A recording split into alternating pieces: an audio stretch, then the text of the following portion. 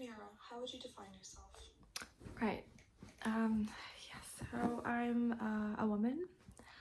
I am married. I am a mother. I am 40. I'm in tech. I'm VP of product management at Horizon. I know that doesn't mean much to most people, but you know. She's a big shot, trust me. What else? I'm a mother, obviously. You said that. Oh god, I don't know. Unless there's anything else you'd like to add. I'd like to hear a little bit about your history. I know that you've been married for almost 10 years. And how did you meet? You should be the one to tell the story. No. It's way more entertaining, come on. Can you tell me how this is part of the study? I was under the impression this was going to be multiple choice. Sorry, no. I'll tell it. It's a good story, and you can just interject when I get melodramatic. Sure.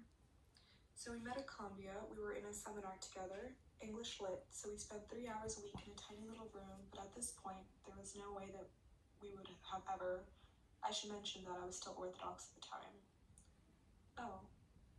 Yeah, yes, I grew up in a modern Orthodox Jewish family, so up until college, my education had been mostly single-sex. I'd never touched a woman. The whole thing was pretty overwhelming.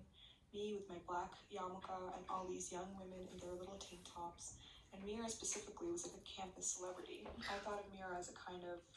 A what? You were as far away from my world as it got. You know, and anyway, I was already engaged to a girl that I grew up with near Long Island, but she just walked up to me one day, and this part you should tell.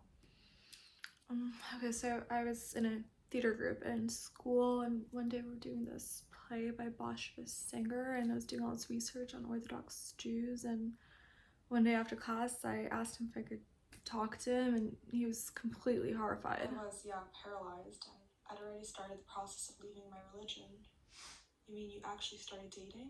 No. No, Like, not until years later.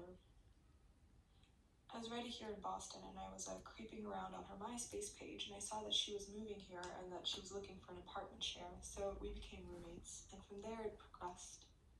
That's great, so, alright, now I'd like to hear... It's almost over. About, in your opinion, what is the primary factor contributing to the success of your marriage?